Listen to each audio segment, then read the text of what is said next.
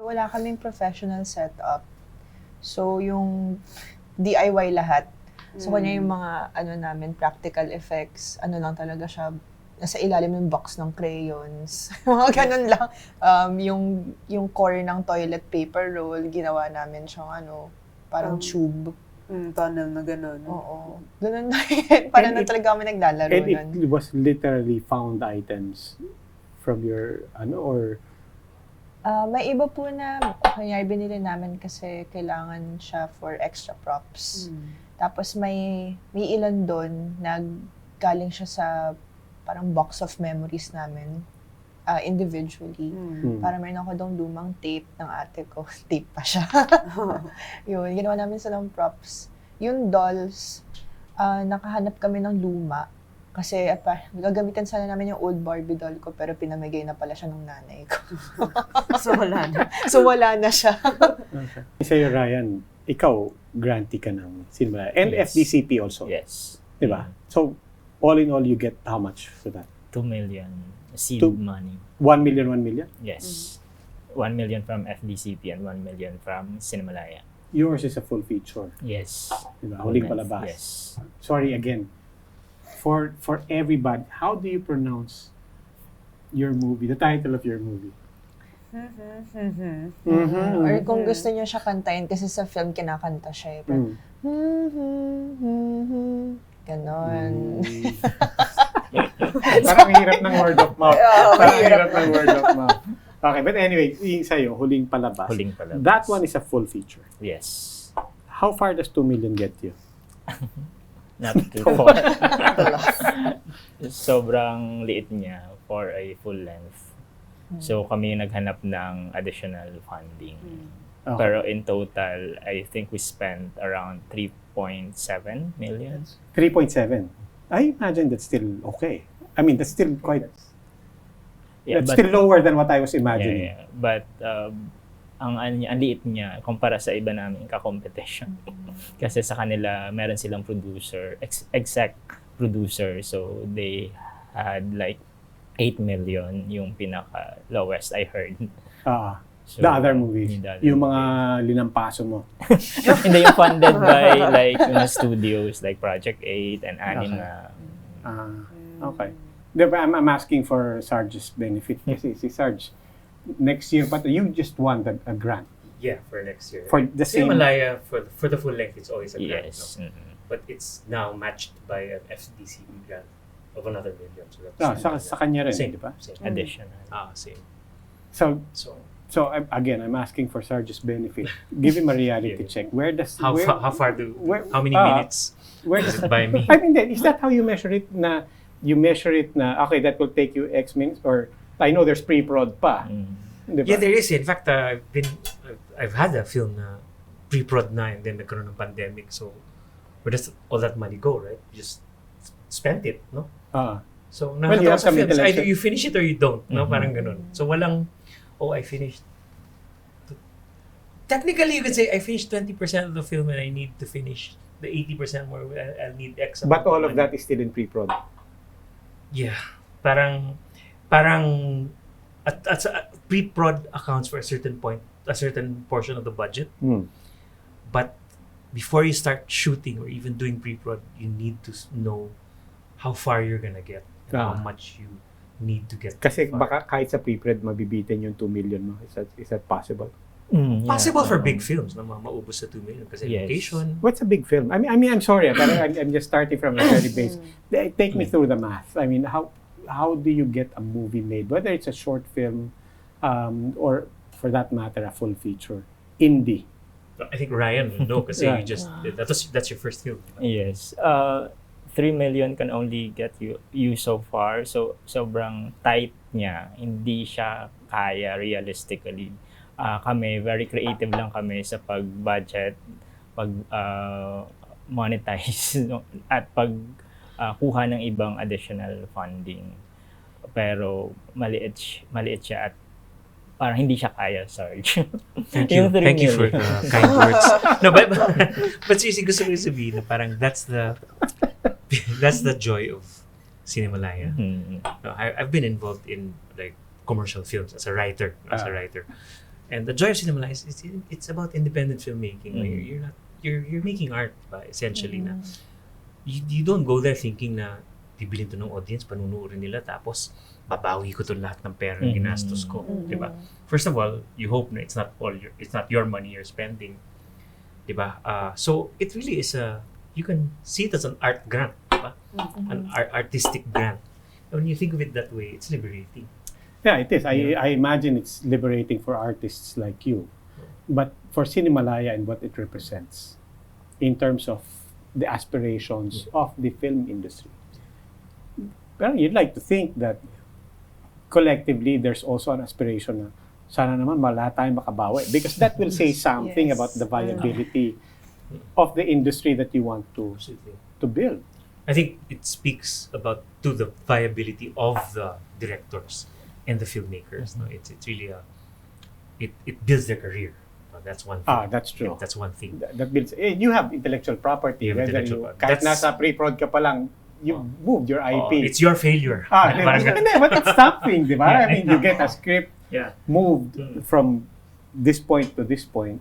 Oh, There's it's a script value na there. it's not driven by Yeah. commercial, ano, di ba? Parang like yours, naisip mo lang. Right? It's completely creative and artistic. It's not driven by an audience. I think that's, of course, the money Hindi, it's hard to follow. I'll get to the art. I'll get to that. But my first question siguro because is, sige, so we have an unrealistic budget, di ba? Which is very, very low, di ba? Did it at least bawi for you, how much is a short film? By the way, hindi yung pa binayaran yung sarili mo doon. Other than pakainin yung sarili mo. Hindi, wala akong Wala? bayad. Okay, so Pero artificial pa yun. Yeah. Pero sa akin kasi yung full rights ng film din. Okay, so there's value there. Yeah. And for you, how much did you spend, would you say? Kasi last year, nanalo kami ng grant from FDCP, so it's 100K. Mostly we shot it for 10 days, no? 6 to 10 days. Totoo. So, napunta talaga siya dun sa logistics, syempre sa props, and also dun sa bayad namin sa mga tao kasi nga 6 to 10 days, mga ganon. So, syempre before we shot the Mga tao is how many people? We're 9 in total. 9. 7 apart from us. Oh, Ayun. yes. So, 7 sila. And you pay them how much? I mean, it depends on the depends. role. Depends on Yeah. the Kung role. ano yung number, like for Pero example. parang 15 at most. Oo. 15 Ganun. at It's not most. that. Pero kasi intensive kasi yung ginawa nila eh. Yeah. So, yung mga Yeah, sound but 15 designer. times 7, you're already beyond the 100,000 grand. Yeah, pero actually 15 for the project siya. So, ayun, ganun yung presyo niya. And then, syempre, before we shot the stop motion scenes, kailangan namin mag-test shoot for a month. Kasi syempre, kailangan namin troubleshoot yung set, i-blue tack namin para hindi masira or matanggal yung mga props dun sa modular set namin. So, napakahaba niyang process. And dahil part siya ng isang festival na under na FDCP, we only had like 2 to 3 months to finish everything. So, parang kami nasa race nun. Ayun. So, napagkasya namin siya sa 100K. Pero we had to, also, take from our own, parang pocket money. So, out of pocket yung some of the other I would expenses. imagine. Kaya sumobra siya eh. Kasi yun nga, like you said, sa tao pa lang, 100,000 na yun. So, we had to like invest on it. Tapos iniisip na lang namin, yung ROI na lang is if nanalo siya ng awards. Yun na lang yung magiging pera Hindi namin. talaga pera. Oo, yun na lang siya. Which is nabawi naman. Actually, kaibigan namin sila, pero gusto kasi namin na kahit kaibigan namin sila dahil yung heart tsaka time nila nandito. Kami na lang nagkusang loob na bayaran sila. 8 days yung shooting niya. mga Sa ganun. amin, 8 days, full length. Kaya Tapos namin 5 minutes. Stop motion kasi. Ano mangyayari sa'yo? Ganun, okay lang. Hindi, but ikaw, I mean, look, notwithstanding the fact that this is your, as you said, next batch ka pa. Diba? Ito, award winners na yung kaharap mo eh. Wala ka pa dyan. Diba? But you have been in the industry for a long time. I've been a You've been writer. ad agencies, you're a writer. you're a musician. Lots of people don't Used to know be, you're the yeah. lead singer Multi-talented. of Aftermath. Yeah. Ah. The best parang cover band of all time. Hindi naman cover band. Meron kayong original na Meron, nag-top sa meron. NU No, for a top couple three, of top weeks. three, yeah. Ano, but, so you know some things about the industry, Sure, yeah. di ba? Given all of that, how does that compare to what you expect and you actually know about film itself, the business of film itself? You know, it's separate from, for me, it's quite separate from the rest of my movie industry, so to speak. Because I get asked to write scripts, diba? And most of them are on spec. No? They give you a storyline, or they give you an idea, or they ask you to pitch a storyline or based on a certain genre or whatever. Ito talagang, it's based on the film I'm producing for Cinemalaya is based on a short story I wrote, no?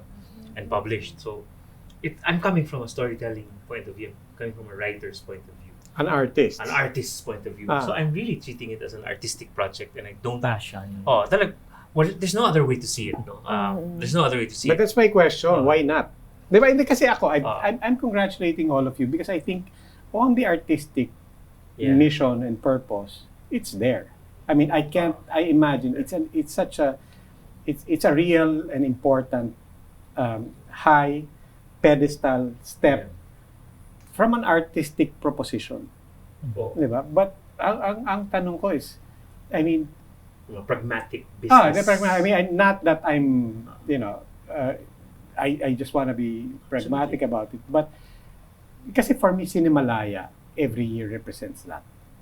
Not just the artistic vision of creatives, but also, let's see where we are. Yeah. Di ba?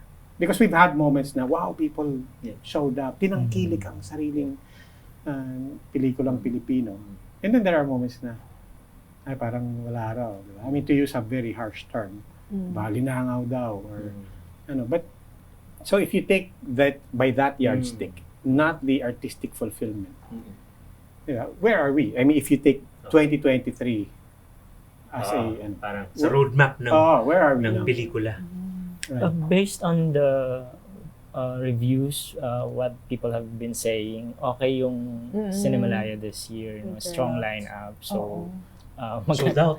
Sold Ah, out. so- Palaging sold out. Limited screenings. tas extended runs. Oo. So I think kasi people are excited to go back to the theater, to the cinema. Iba kasi yung experience din. Parang ayaw na nila sa maliit na screen. So magandang venue yung Cinemalaya. And I think, yun nga, people are excited for the next batch.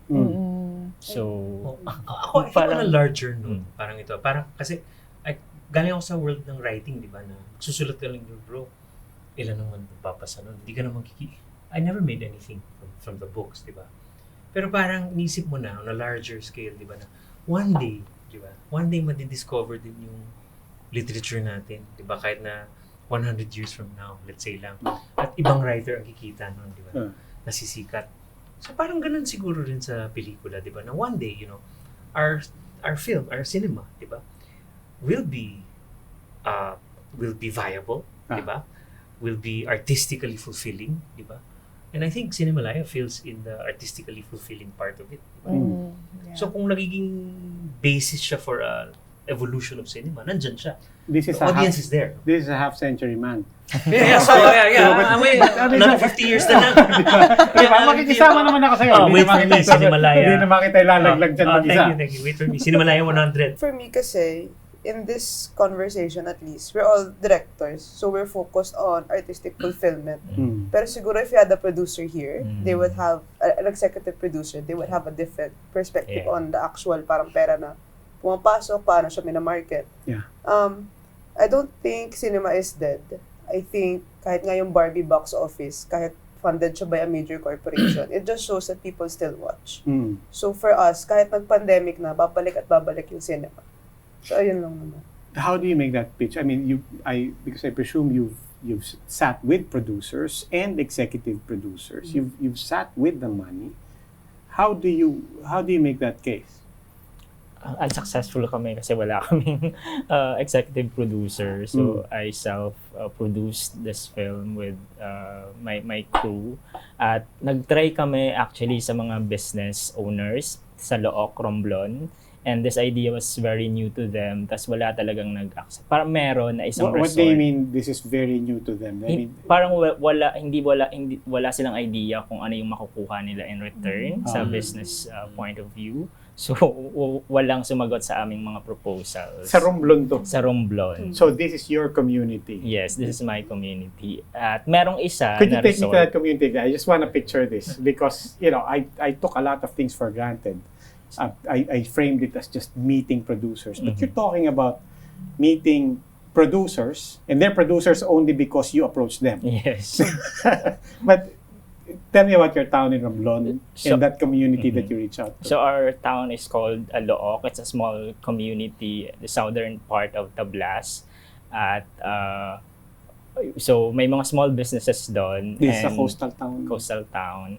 At lumapit kami sa mga relatively successful businesses, grocery owners. At so wala kami narinig sa kanila, or parang sinasabi na nila, we'll think about it. Tapos pag binalikan namin, parang wala kasi yung may-ari dito. Parang gano'n. So wala talaga. Pero yung LGU namin, very supportive. So nagbigay sila ng financial support in the form of donation money. So yung Look, Romblon, very supportive.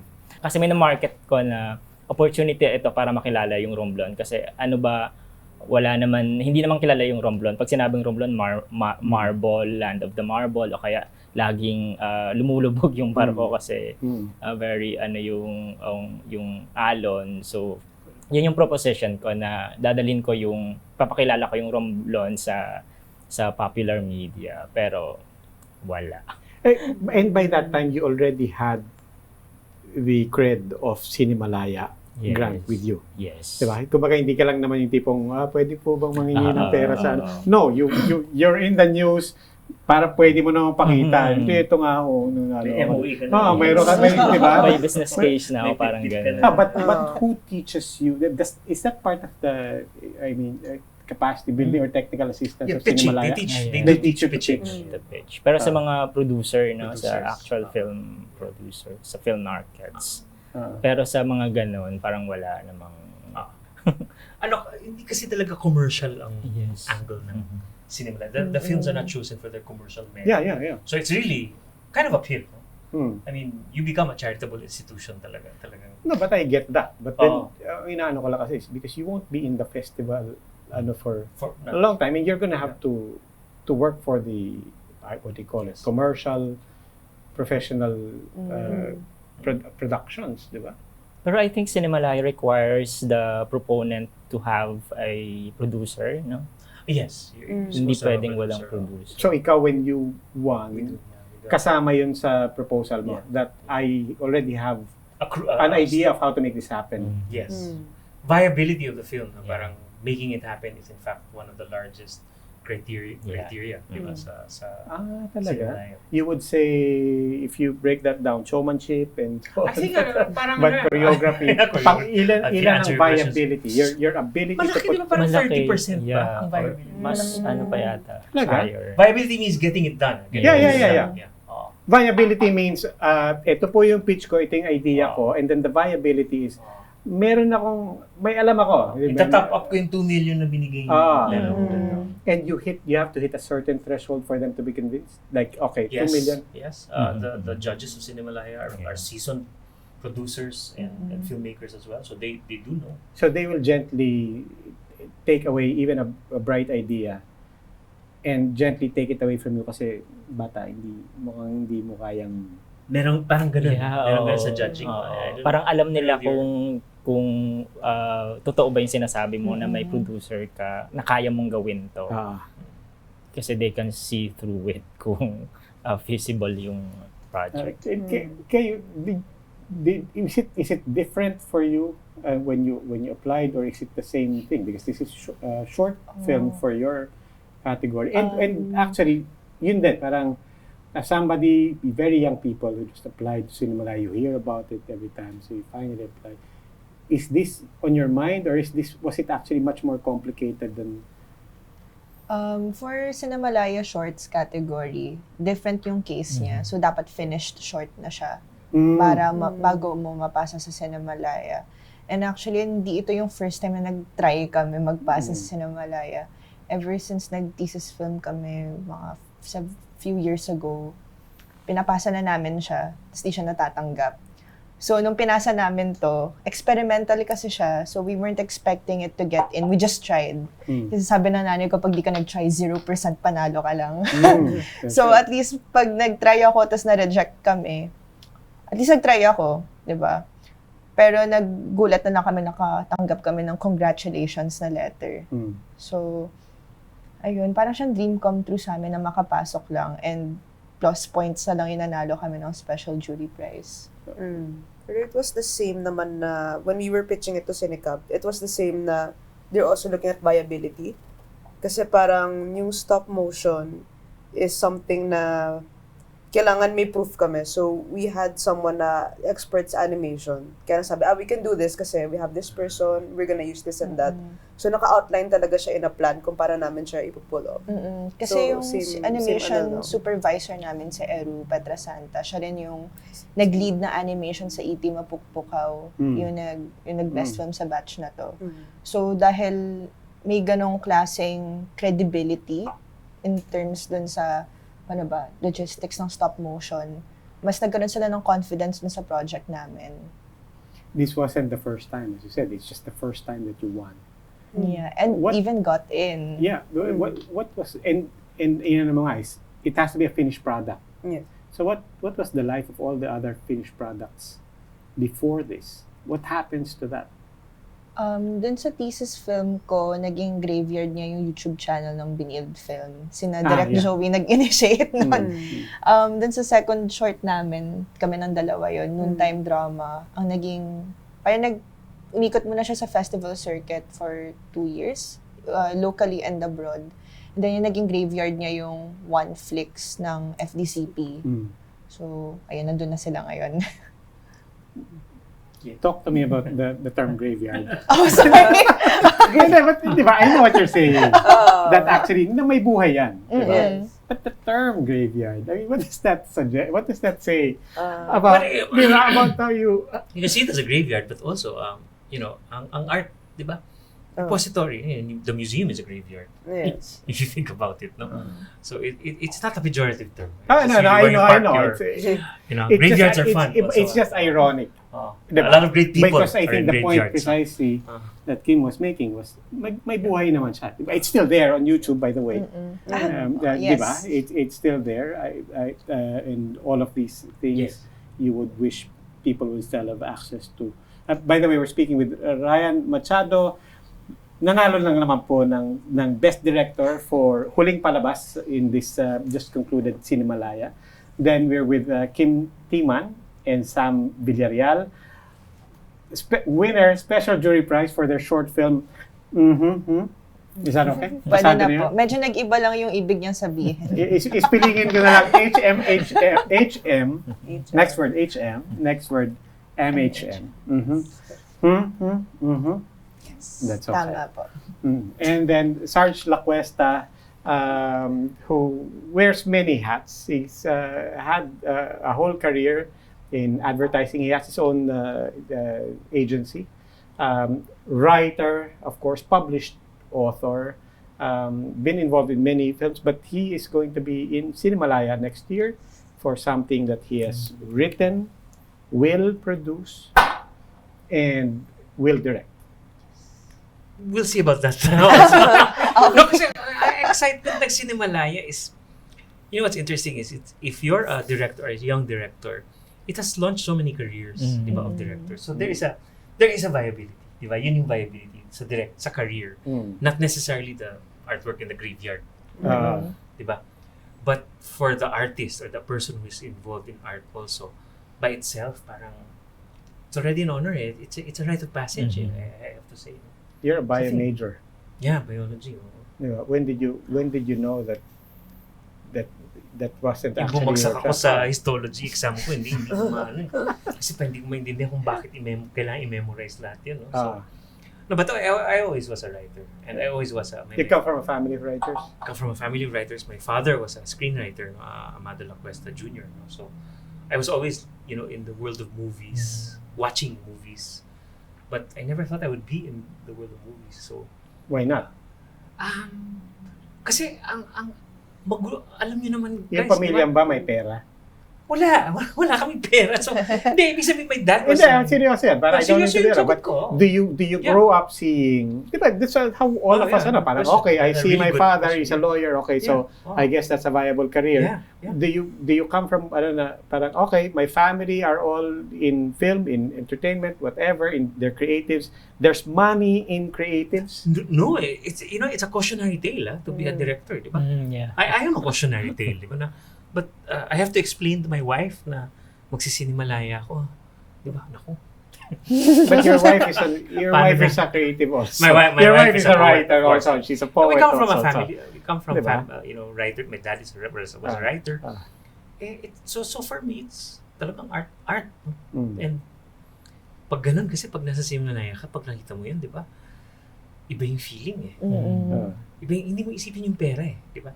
Sa Simalaya, lalo na yung sa amin, yung batch namin. I can speak for our batch because we all love each other and support each other. Ganun talaga sa batch, Yes. di ba? And you do anything just to make the films come true, di ba? Talagang wild yung mga pelikula na walang manunod nito, di ba? Na walang magbabayad. Pero napakaganda nito. Gusto kong panuurin to. That alone, di ba? That alone makes you feel so, even if I feel like I'm the oldest in our batch, parang I'll say it now. You are. yeah, thank you. Meron mas marami siyang white hair. No? So but seriously, and you feel their courage, di ba? Na gagawin nila to, di ba? And minsan yung point nila is not so they'll become a famous director or a wealthy director. It's just to get that story done. And as a writer, na ang courageous act ko is sumulat ng nobela, di ba? Courageous yun kasi di ka naman, di ba? Kita ba yan? Sila pala, mas courageous pa itong mga to. Kasi, tataya sila ng pelikula eh. Hindi na alam kung may manunood.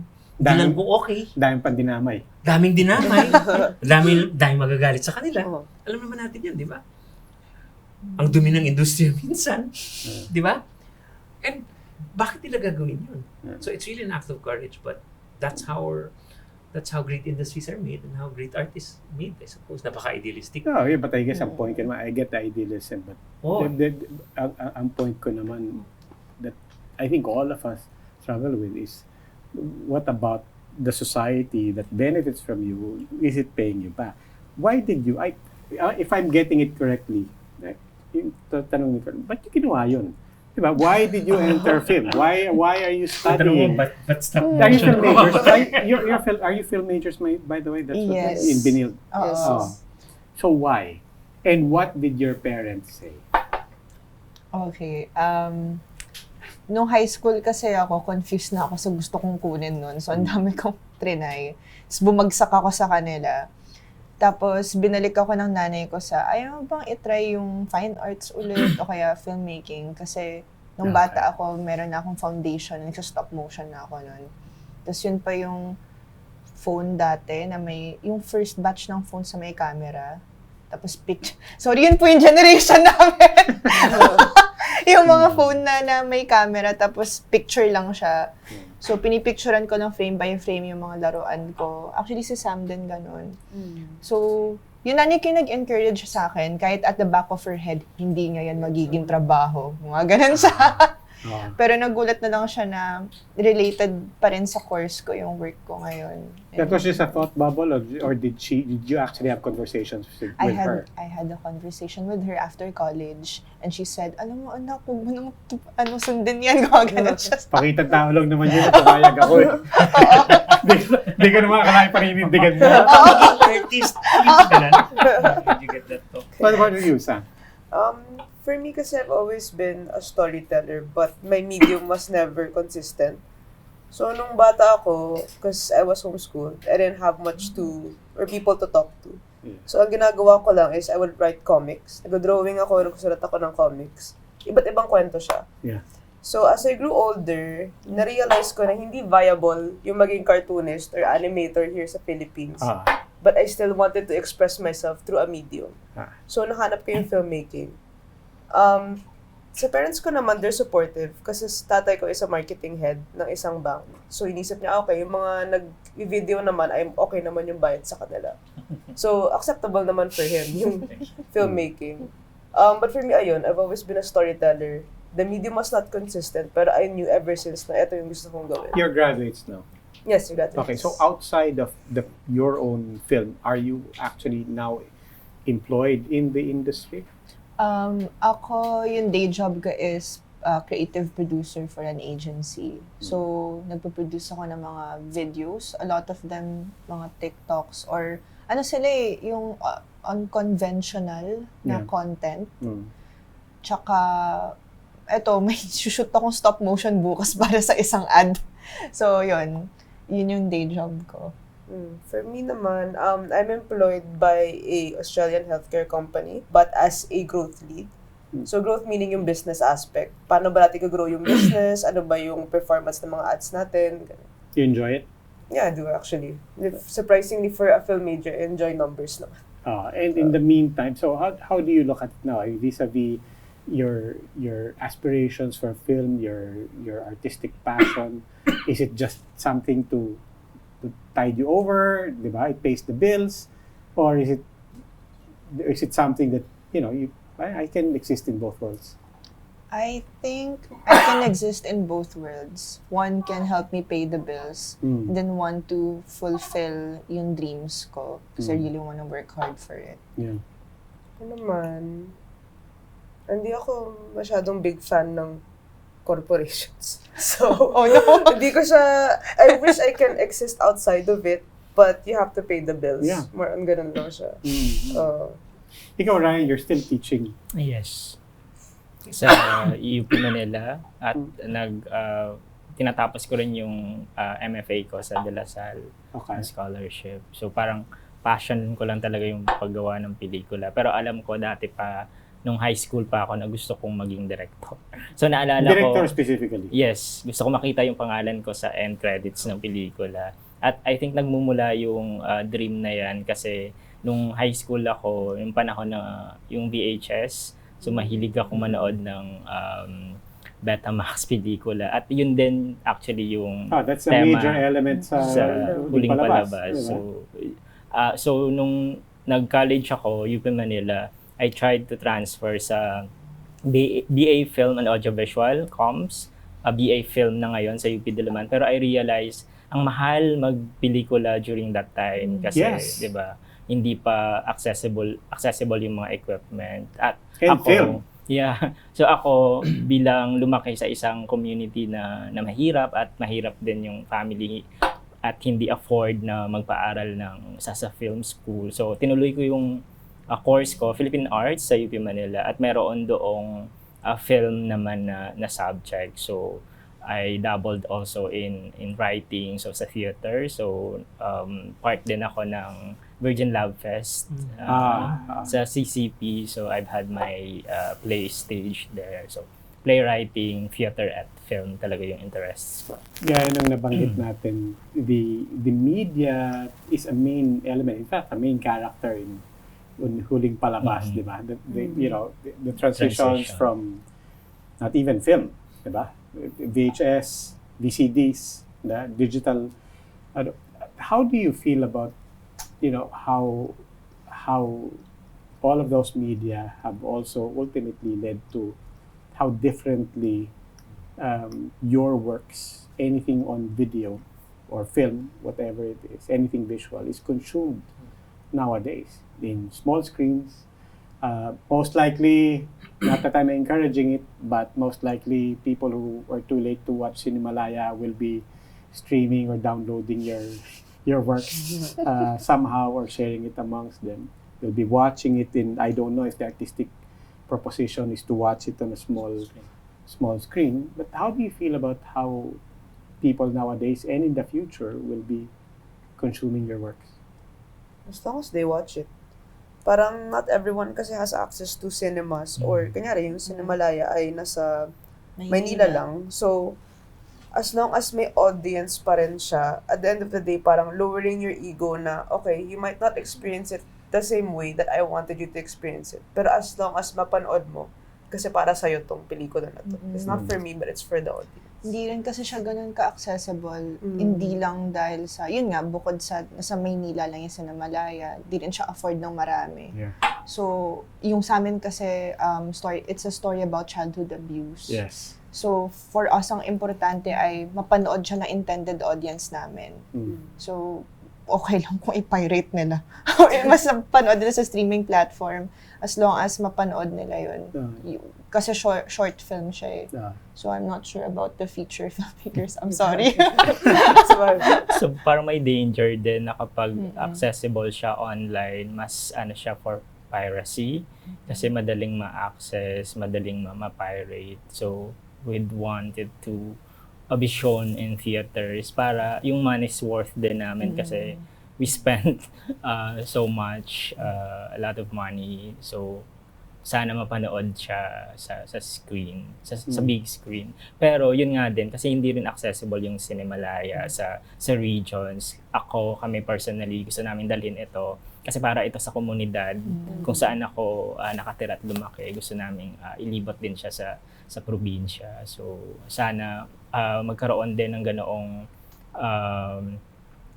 way yung Cinemalaya para madala siya sa iba't ibang rehiyon sa Pilipinas. We've been talking about this for decades.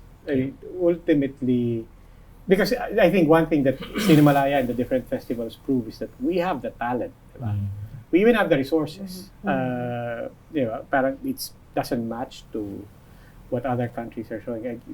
May kasama ko sa podcast, Carjo, had a podcast about it one time, basically saying, we want our creative industry to flourish, but mas malaki pa ang budget ng NTF-LCAC sa CCP and SCCP combined.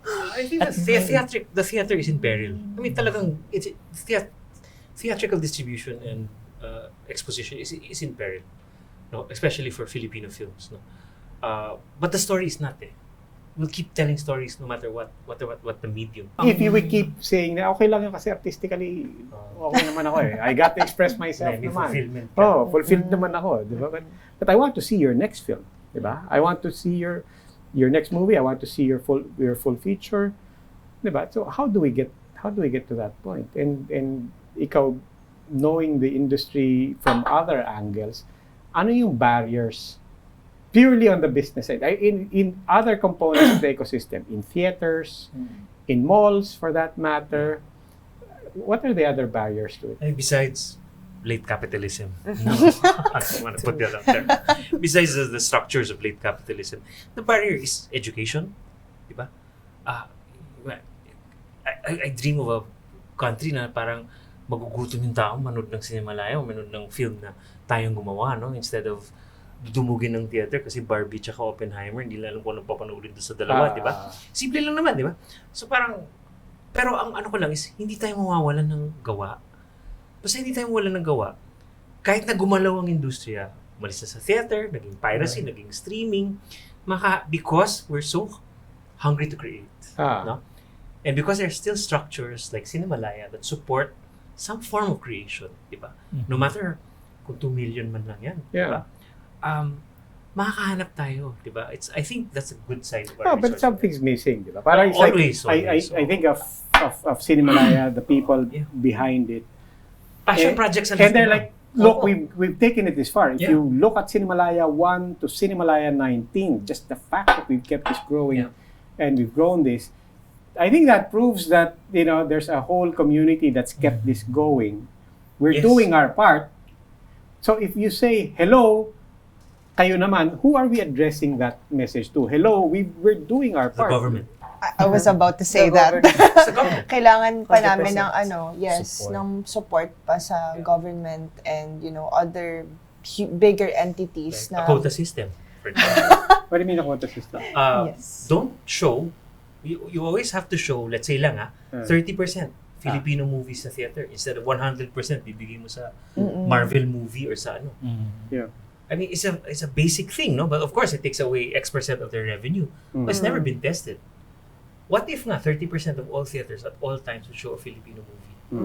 Whether old or new or experiment or whatever, right? Yeah. Tagal na pinaglalaban yan ng FTCP, ng ibang mga taga-kongreso, ng ibang mga lawmakers. We just have to really get behind it. And if Cinemalaya has X amount of funding, the government can actually just say, we're gonna put a little bit more funding there and tell theaters, lagyan natin ng, why not Cinemalaya all year round, right? Yeah. Actually, may budget cut Cinemalaya eh. I know, yeah. Diba? So, isa rin yung hurdle. Matagal na yung labanan yun actually, yung quota system. No? A lot of people don't like it because it's not free market. You'd have a different opinion about it, probably. Well, probably, but I don't know. But ang feeling ko lang is agree sa government support, di ba? We're there. I just don't know if government support completes the entire ecosystem because yung sinasabi mo, bakit hindi pwedeng magutom yung mga tao for Filipino films? But I don't know that they're not. Di ba? I actually feel they are, di ba? Kasi when something comes up, people I know, as you said, a lot were sold out during the Cinemalaya run. We bumped into, ako myself, me, my family, we ran into at least 2 films na hindi kami nakapasok, di ba? So, there's that. Plus, there's the fact that we know for a fact what Filipinos look like who are hungry for non-Hollywood. They're hungry they built up their appetite for Korean. Di ba?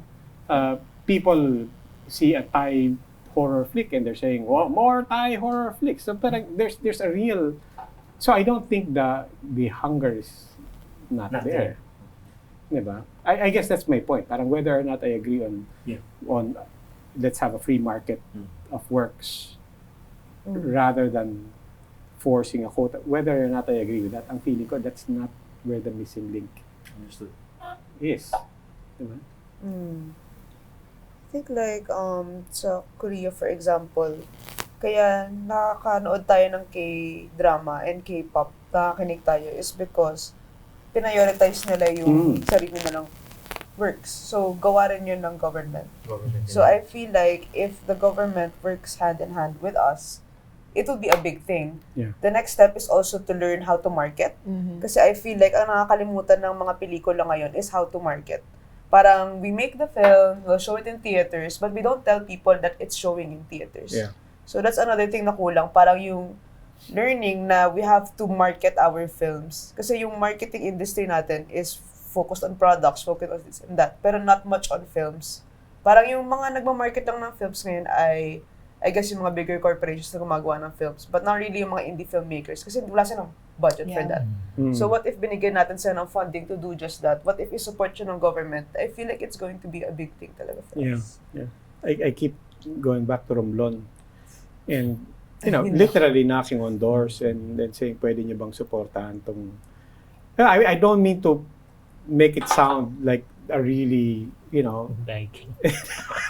Hindi, di ba? But I can't imagine what you were going through. I would think you get this huge encouragement and validation from Cinemalaya that you have something worth investing in. And then as soon as you step out into your street, untog ka sa realidad na hindi. Siguro, lang din ako, tag dito, swerte lang din ako kasi I had people who believed in me kahit na wala pa akong experience sa full length. So yung example, yung cinematographer ko, yung mga production designer ko, willing sila to work sa film kahit na Cinemalaya rate. So, ibig sabihin, hindi yung actual talent fee nila yung makukuha. So, tumulong talaga sila sa akin para maitawid yung proyekto. At yung komunidad ko mismo din, tumulong sila sa shooting. So may mga nagbibigay ng bigas para sa cast and crew at merong tumutulong sa set as utility. So yung mga setmen namin, yung mga carpenters from the community. So yun din yung ipinagmamalaki ko na bahagi sila ng ng proyekto. Yeah, Pero doon mo kapag- nga makikita na wala silang idea kung ano ba yung ginagawa sa pelikula. Ang alam lang nila, pag napanood nila, matutuwa sila, pero behind the scenes, wala silang idea. I would watch that movie. I Maganda would watch po, that maganda movie. po. Maganda po yung huling palabas. No, I would watch The a movie. movie. Ah, Tama movie. na saga. Saga of... Oh. Pero ganun nga, pag tinanong mo parang, pelikula? Ba't mo Mm. bibigyan ng pera yan? Parang, O kung pelikula, hinahanap nila yung mga big players, like sabi nila, darating ba si Coco Martin? Parang gano'n kasi yung isang cast namin, parang naging part siya ng probinsyano, si Jay Gonzaga. Tapos ang sabi ng mga tao, uy, meron daw si Coco Martin, manood tayo ng ng shooting. Tapos nung pumunta sila, saan si Coco Martin? Wala naman. So disappointed sila. So hindi kami parang big thing nung nag-shooting. Ay, kumpletuhin ko lang yung scene, the movie in my mind. Are there plans to then bring it to Romblon? Yes. Gusto naming ilako siya, ipapanood sa schools. Magsisimula kami sa university doon, sa Romblon State University. Tapos dadalhin namin siya sa mga munisipalidad. Kasi bahagi din siya ng kailangan namin gawin sa NCCA kasi meron kaming grant na nakuha sa NCCA. So kailangan namin siya. For the showing? Yes. Ipapanood sa komunidad. Okay. What are you excited about? I mean, give us an idea of what the projects that excite you now. What's coming soon? Hindi pa po. Mag-short film muna ulit kami. Ano ba? Same style? Yeah, same style, but we're gonna be exploring more on the technical aspects of it and how to better write a screenplay for it. Kasi may kino-write ako na film before. I think it's still in development kasi animated siya. So, doon ko lang natutunan na kapag magsusulat ka ng kwento para sa isang animated film, dapat mas solid yung world building niya at sobrang visual niya.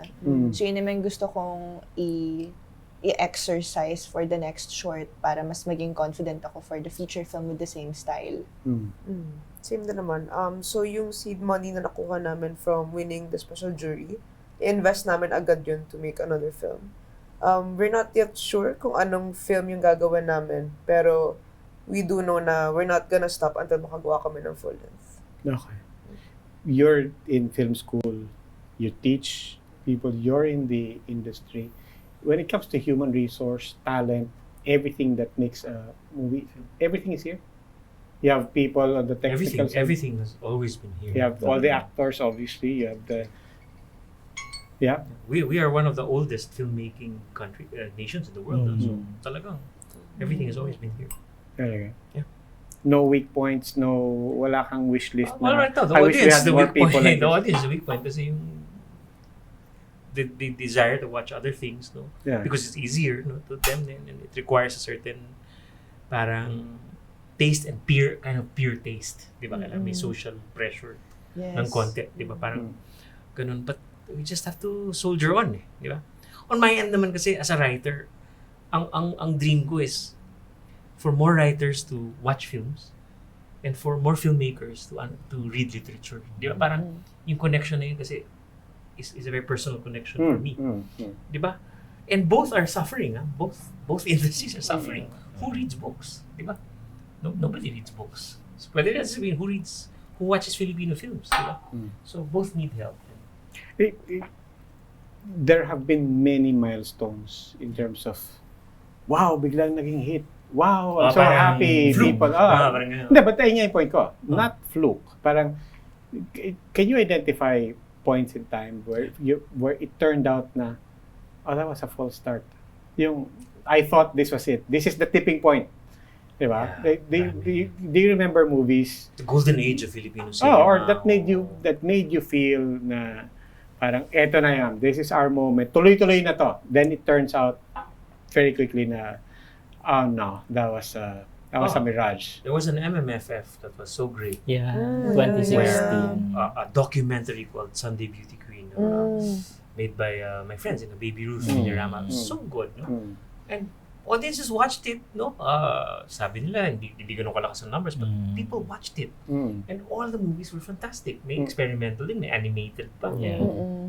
Yun ang feeling ng lahat ng nanonood, di ba, na ito na to. Sarap pumasok sa industriya. You remember that? Right? Yeah, I do remember that. And then suddenly, the next year, wala na. na-disappoint yung mga kakilala namin. But Pero meron eh. Oo, pero meron. Ang Doon daming... siya. did it actually influence your decision to enter film? Na parang that moment?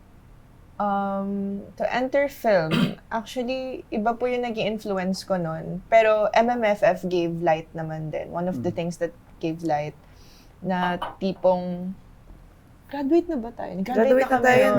Graduate na kami nun. Pero I do remember... Yes, eksaktong graduate natin. Daming pera. Tapos may isa akong jeepney ride. Tapos tinanong ako ng jeepney driver, "Ma'am, estudyante pa ba kayo?" Kasi may backpack ako palagi. Sabi ko, "Hindi po kuya, kakagraduate ko lang." Tinatanong niya, "Yung anak ko rin kakagraduate lang. Anong course niyo?" Sabi ko, "Film." So, nagkwento siya sa akin tungkol sa mga pelikula ni Lino Broca. Tapos siya yung nag-hype sa akin ng mga pelikula niya na yung iba dun hindi ko pa napapanood. So, feeling ko yun yung mas nag-inspire sa akin na gumawa kasi may audience. It's either hindi lang siya accessible, hindi lang natin sila natatap, hindi lang talaga nila nakikita. Merong audience. Kahit yung taxi driver, ang dami ko pong kwento, sobrang mundane nila. Mga taxi driver, ganun din. Parang, "Ma'am, in-engage mo lahat." Oo, kasi minsan may dala lang akong camera, tripod. "Ma'am, galing kayo sa shooting? Si Coco Martin ba nandyan?" O kaya si Coco Martin talaga. Yun, tapos sabi ko, wala po si Coco Martin. Nag-shoot kasi kami ng short films. Nagpapakwento lang sila. Minsan grab driver. Nagka-hype sila ng isang Filipino film na napanood nila. Or para may nakwento silang pelikula ni Brillante Mendoza. Ayun. Feeling ko na kakalimutan lang din natin na may nanonood. It just so happened na hindi lang nila to nakikita kaagad. Are the streaming platforms making a difference? Is that something that you think will help to?